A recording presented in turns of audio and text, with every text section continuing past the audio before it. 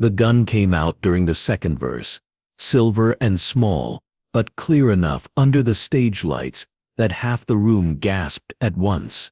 Notice this, Dean had 3 seconds to decide, finish the show like nothing happened, or step off that stage and become the target himself. The Sands Casino showroom was packed that night. Every white cloth table taken, every champagne glass full, every face turned toward the man in the tuxedo, holding the microphone like it was the most natural thing in the world. The air smelled like expensive perfume and cigarette smoke, the kind that hangs in layers under stage lights and makes everything feel like a movie. Waiters in crisp white jackets moved between tables with practiced silence, trays balanced perfectly, eyes trained to read a gesture from across the room. The carpet was thick enough to swallow footsteps. The chandeliers threw soft gold across pressed suits and evening gowns, diamonds catching light at throats and wrists, champagne bubbles rising in crystal flutes that cost more than most people made weekly. Dean Martin had been singing for maybe 12 minutes. The band was tight, the room was warm, and the laughter between songs came easy. He'd just finished a joke about his mother-in-law's cooking and rolled straight into "That's Amore," his voice smooth and effortless, the kind of sound that made you forget you were sitting in a casino at all. People swayed a little in their seats. A woman in the third row mouthed the words. A man near the bar raised his glass without looking away from the stage. Then the voices started. Dean didn't catch the words at first. Just 2 men, maybe 4 tables back, leaning across their drinks, gestures getting sharper. The woman between them, blonde, early 30s, diamond earrings catching the light, put a hand on one man's shoulder and said something Dean couldn't hear. The man shrugged her off. His voice rose. The other man stood up, chair scraping loud against the floor, and that's when the room started to shift. Heads turned. The laughter died in pockets. Dean kept singing, kept his face easy, but his eyes flicked back to the 2 men, just as the older one, dark suit, thinning hair, maybe 50, grabbed the younger man by the front of his jacket and shoved him hard into the table behind them. Glasses shattered. A woman screamed. The younger man, mid-20s, buzzed hair, lean and wired, came back swinging. His fist caught the older man's square in the jaw, and the sound cracked over the band like a gunshot. Blood sprayed from split lips. A tooth skittered across the polished floor and disappeared under someone's table. The older man staggered back, crashed into a neighboring table where an older couple was frozen mid-toast, and sent their entire bottle of Dom Perignon tumbling to the carpet in a puddle of foam and broken glass. The woman at that table screamed and clutched her pearls. Her husband pulled her back, knocking over chairs in his rush to get distance. Dean's voice faltered. For half a second, the drummer missed a beat. The pianist's hands froze over the keys. The room erupted into noise. Chairs scraping, people shouting, women pulling back from the tables, men stepping forward or stepping back depending on who they were. A busboy near the kitchen doors dropped an entire tray of desserts. The crash echoed like thunder. Write in the comments, where are you listening to this story from? And what time is it right now? Dean stopped singing. He didn't lower the microphone. He just stood there, one hand still raised mid-gesture, watching 2 men destroy each other in the middle of his show. The older man swung again, wild and drunk, and missed. The younger man drove a knee into his ribs, and they both went down, crashing into a table, sending ice buckets and ashtrays scattering across the floor. The blonde woman was screaming now, hands over her mouth, backing toward the wall. A waiter tried to get between them and took an elbow to the face. He dropped. And that's when the younger man reached into his jacket. The movement was fast, practiced. His hand came out holding something small and metallic. And even from the stage, even through the chaos and the crowd, Dean saw it clearly. A snub-nose revolver, chrome finish, small enough to hide, but big enough to end someone. The barrel caught the stage lights for half a second, throwing a thin line of reflected white across the nearest tablecloth. Dean's breath caught. His entire body went rigid, every muscle locked, his heart hammering so hard he could feel it in his throat, in his wrists, behind his eyes. Time didn't slow down. That's a lie, people tell. Time stayed exactly the same speed, but Dean's awareness sharpened until he could see every detail at once. The way the man's thumb rested near the hammer, the tremble in his wrist, the sweat running down the side of his face, the blonde woman's mouth opening in a scream that hadn't reached sound yet. The older man froze. His hands came up slowly, palms out, his face draining of color, so fast it looked like someone had pulled a plug. The woman screamed again, louder this time, raw and animal, and half the room saw it at the same moment Dean did. People ducked, chairs tipped over. A man near the stage grabbed his wife by the arm and pulled her down under the table, so hard her necklace broke, pearls scattering across the floor like marbles. Dean's hand tightened around the microphone. His heart was slamming against his ribs, but his face stayed still. The band had stopped completely now. The room had gone from chaos to dead silence in less than 2 seconds. Every eye in the place was either on the gun or on Dean, and in that silence, Dean felt something he hadn't felt in years. Real fear. Not stage fright, not nerves. Fear. The kind that starts in your gut and spreads like ice water through your chest, down your arms, into your fingertips. The kind that makes you want to run. He could feel his pulse in his neck, in his jaw, hammering against the inside of his skull. His mouth was dry. His palms were slick with sweat inside the microphone. Grip. Every instinct he had was screaming at him to stay on that stage. Stay in the light. Stay where it was safe. Let security handle it. Let someone else be the hero. You're a singer, not a cop. You've got a contract, a reputation, a family waiting for you at home. Don't be stupid. Don't be a martyr. Don't throw it all away for 2 strangers you'll never see again. The younger man wasn't pointing it yet. He was just holding it, low and close to his chest, his other hand still gripping the older man's collar. His voice came out raw and shaking. You think I won't? You think I'm playing? The older man didn't move, didn't blink. His face had gone gray. Dean looked at the gun, looked at the man holding it, looked at the 200 people frozen in their seats, half already crawling toward exits, the other half too scared to move. Security wasn't here yet. They were probably backstage, smoking, not expecting a fight during a Dean Martin show. The house manager was somewhere in the back, maybe on the phone, but that didn't matter. Right now there was no one between that gun and whoever it was pointed at, except Dean and 20 feet of carpet. He put the microphone down on the piano, didn't say a word, just set it down, slow and careful, and stepped off the stage. The room inhaled sharply. Someone near the bar whispered, "Oh my God." The blonde woman's hand flew to her mouth. The band stayed frozen, staring. Dean walked down the 3 steps from the stage to the floor, his shoes hitting the carpet with no sound at all, and started walking toward the 2 men. His tuxedo jacket was open, his hands were empty, his face was calm, almost gentle, the same face he wore when he sang about the moon hitting your eye like a big pizza pie. But his eyes were locked on the younger man, and they didn't blink once. Wait, before we go further, you need to understand something Dean told himself a long time ago, back when he was still singing in back alley clubs for $15 a night. He had one rule about the stage, one rule he never broke no matter what happened. If someone in the room is in real danger, the show doesn't matter, not the applause, not the contract, not the reputation. If someone's about to get hurt and you can stop it, you stop it. Everything else is just noise. Dean Martin was 15 feet away from a loaded gun, and he was still walking. The younger man's head snapped toward him.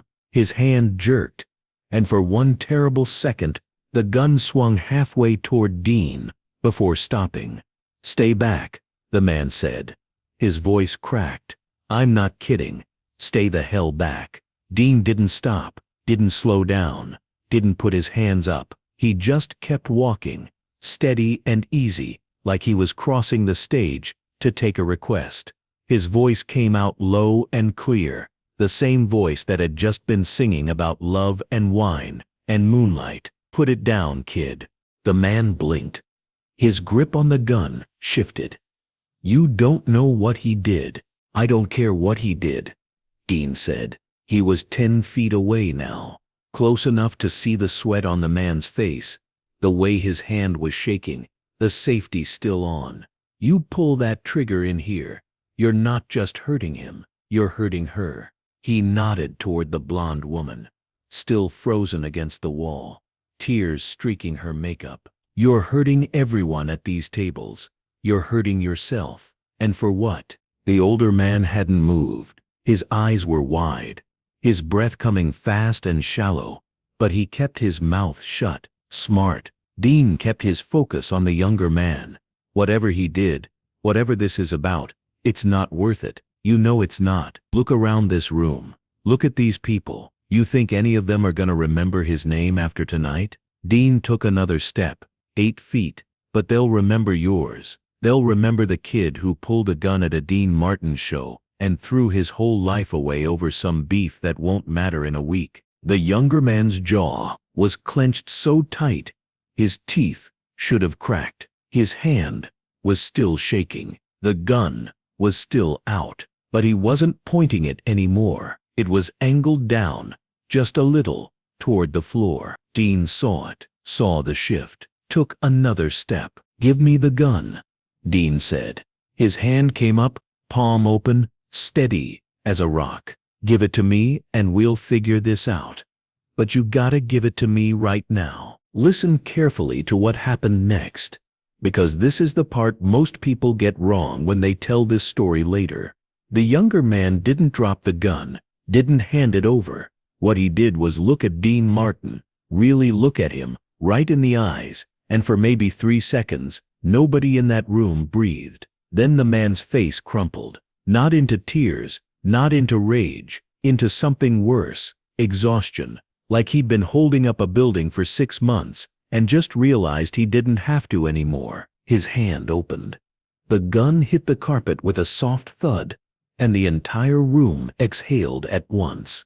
Dean stepped forward fast, bent down, picked up the revolver, and flipped the cylinder open in one smooth motion. Empty, not a single round in the chamber. He looked at the younger man, and something unreadable crossed his face. Relief, anger, pity, maybe all three. He closed the cylinder, slipped the gun into his jacket pocket, and turned to the older man, who was still on his knees, breathing like he'd just run a marathon. "You all right?"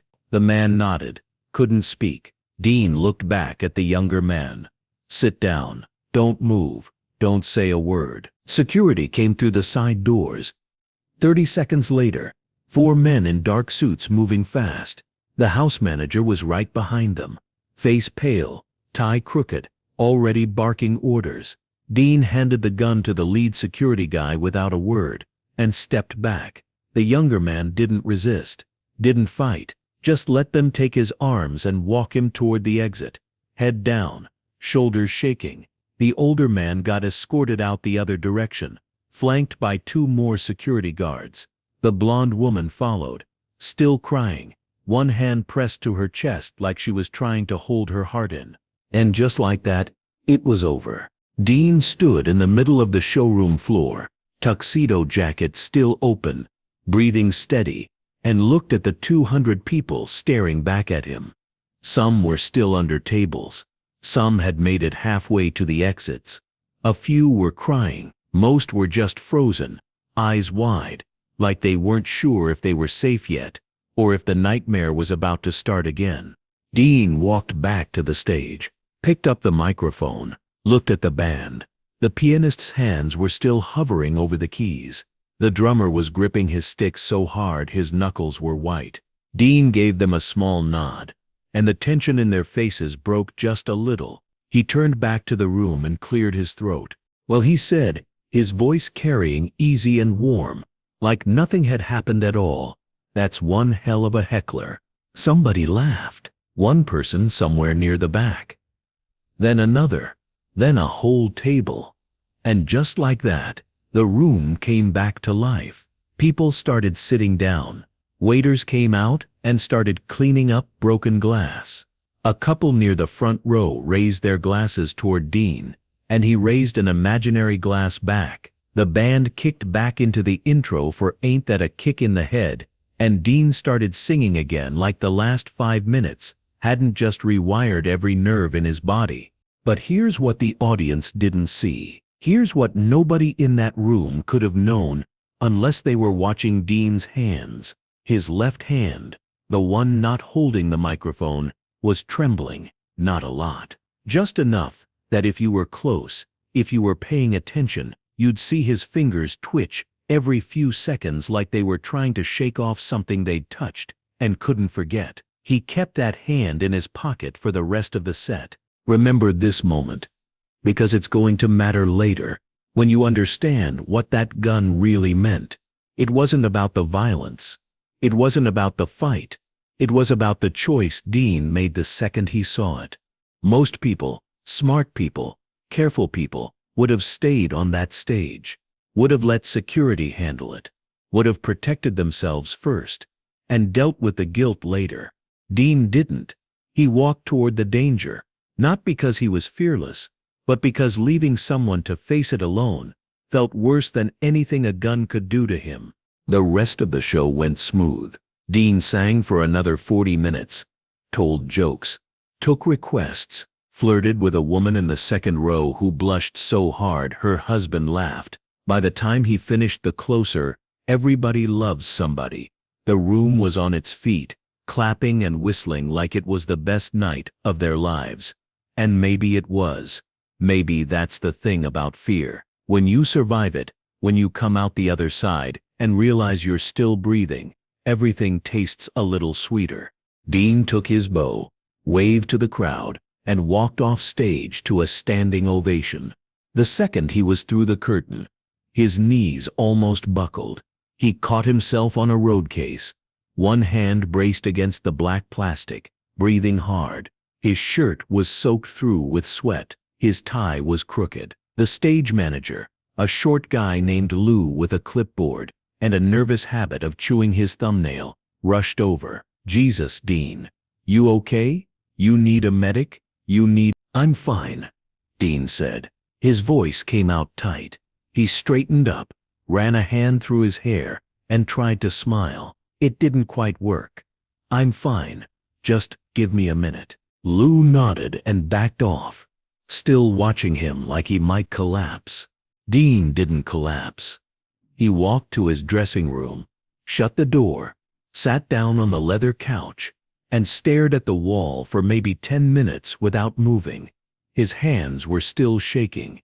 He couldn't make them stop. He tried holding them together, pressing them flat against his thighs, clenching them into fists, but the tremors kept coming, small and relentless, like his body was trying to shake off something it couldn't name. His shirt was soaked through, cold against his skin. His tie felt like a noose. He loosened it with numb fingers, pulled it off, let it drop to the floor. The room smelled like old cigarettes and leather polish, and the faint chemical tang of dry cleaning. The mirror across from him showed a man who looked older than he felt. Lines around the eyes, gray creeping in at the temples, a face that had smiled for thousands of people, and meant it maybe half the time. He looked away. There was a knock. Dean didn't answer. The door opened anyway. A man stepped in, tall, gray suit, late 40s, with the kind of face that looked like it had seen too many poker games and not enough sleep. His name was Vincent, head of security for the Sands, and he wasn't smiling. "We need to talk." Dean looked up. "He okay?" The kid? Yeah. "Cops took him. They'll book him. Probably let him go in the morning. Gun wasn't loaded, no priors. Probably just scared out of his mind. The older guy, turns out he was the kid's boss. Fired him 2 weeks ago, Wouldn't give him severance. Something about missing inventory. Kid's been spiraling ever since. Lost his apartment. Girlfriend left. Tonight was the breaking point. He showed up here because he knew his old boss came to your shows every Tuesday. Thought he'd make a scene. Scare him. Get some kind of, I don't know, justice, closure, something. Vincent shook his head. Kid's a mess, but he's not a criminal. Just desperate. And the other guy? Also fine. Pissed, but fine. Says he's not pressing charges. Vincent crossed his arms. You know what you did out there was insane, right? Dean shrugged. Seemed like the thing to do. The thing to do, Vincent repeated, shaking his head. Dean. That kid could have shot you. Loaded or not, you didn't know. You walked right up to a man holding a gun. You know how that ends most of the time. He wasn't gonna shoot me. You don't know that. Dean stood up, his face harder now, the easy charm gone. Yeah, I do. I looked at him. I saw his eyes. He wasn't a killer. He was a scared kid who made a stupid mistake and didn't know how to get out of it. So I gave him a way out. That's it. That's the whole story. Vincent stared at him for a long moment, then exhaled and rubbed his face. You're lucky. You know that, right? You're really, really lucky. Maybe, Dean said. Or maybe I just know people. Vincent left. Dean sat back down. His hands were still shaking. He poured himself a drink from the bottle on the table. Scotch. Neat. 2 fingers. And downed it in one go. It didn't help. He poured another. Look at this from above for a second. Because you need to see the shape of the whole thing to understand why it mattered. Dean Martin wasn't a hero. He didn't wake up that morning planning to save anybody. He woke up, had breakfast, rehearsed for 20 minutes, and showed up to do his job. But somewhere between the second verse and the first punch, he made a choice that most people never have to make. He chose to risk everything, his safety, his career, his life, for 2 strangers he'd never met and would probably never see again. And he did it not because he thought he'd win, but because he couldn't live with himself if he didn't try. That's the part nobody talks about. When they retell this story in bars or interviews or late-night conversations, they talk about the gun. They talk about the fight. They talk about Dean walking off stage, like nothing happened. But they don't talk about the cost. They don't talk about the way his hands shook for an hour afterward, the way he couldn't sleep that night, lying in the dark, with his eyes open, watching shadows move across the ceiling, hearing the click of that gun hitting the carpet over and over in his head, the way he stood in the shower the next morning, water running cold because he'd stopped noticing the temperature, staring at the white tile and replaying every second, wondering what would have happened if the gun had been loaded, if the kid's finger had twitched, if the safety had been off, if he'd been 2 seconds slower walking down those stage steps, if the kid had panicked and pulled the trigger just to make the noise stop, if anyone in that room had moved wrong at the wrong time. Dean didn't do interviews about it. Didn't brag, didn't even mention it to most of his friends. When reporters asked, he shrugged it off. Just another night in Vegas, he'd say, and changed the subject, because for him, that's all it was. Not heroism, not bravery, just the cost of being the kind of man who couldn't walk away when someone needed help. The story got out anyway. Someone in the audience that night told a friend. The friend told a reporter. The reporter wrote it up, and suddenly it was in the papers, on the radio, passed around in green rooms and casino floors across the country. Dean Martin stops armed fight during live show. Most of the details were wrong. Some versions said the gun was pointed at Dean. Others said there were 3 men, or that Dean tackled the shooter, or that the whole thing was staged. None of that was true, but the core of it, the part that mattered, stayed the same. Dean saw danger. Dean walked toward it.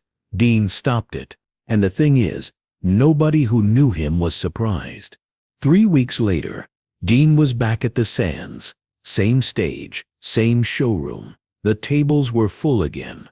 The champagne was cold. The lights were bright. He sang the same songs, told the same jokes, flirted with the same type of woman in the second row. Everything was exactly the same, except for one thing. Now, when Dean walked out onto that stage, when he picked up that microphone and looked out at the crowd, he saw it differently. He saw the faces, saw the people, saw the way they leaned forward when he sang, the way they laughed at his timing, the way they trusted him to make the night worth remembering. And he understood something he hadn't quite understood before. The show wasn't just about him. It was about them, about giving them a reason to forget their problems for an hour, about making them feel safe, even when the world outside was anything but. That night, 3 weeks after the fight, a man in the back row stood up during the third song and started shouting. Dean stopped singing. The band stopped playing. The room went silent. Security started moving, but Dean held up a hand, stopping them, and looked at the man. The man wasn't holding a weapon, wasn't throwing punches. He was just drunk, slurring his words, saying something about his ex-wife, and how Dean's music reminded him of better days. Dean smiled. "Brother," he said, his voice carrying clear and warm across the room. "I've been there. Sit down, have another drink, and let me finish the song. I promise it'll sound better than your ex-wife ever did." The room erupted in laughter. The man sat down, grinning, embarrassed but not angry.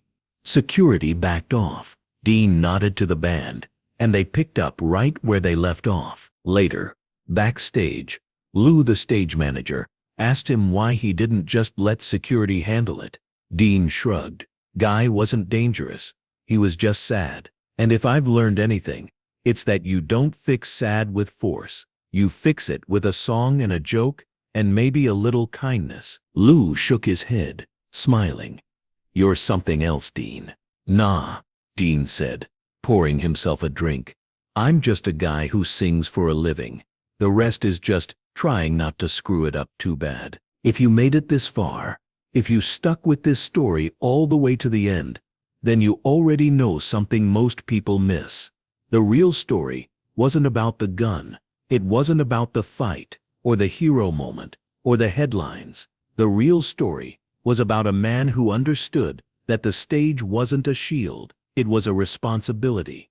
And sometimes, the most important thing you can do is step off that stage and remind people that you're human too, that you're scared too, that you'll walk toward the danger anyway, because that's what it means to care. Dean Martin sang for another 30 years after that night. Thousands of shows, millions of people. But the ones who were there, the ones who saw him walk toward that gun, with nothing but his voice and his nerve, they never forgot it. Not because it was flashy, not because it was dramatic, but because it was real. And in a city built on illusions, real was the rarest thing you could find. If you want to hear what happened the night the cops came back for him 6 months later, with questions he couldn't answer, write it in the comments. Because some stories don't end. They just keep going, one choice at a time.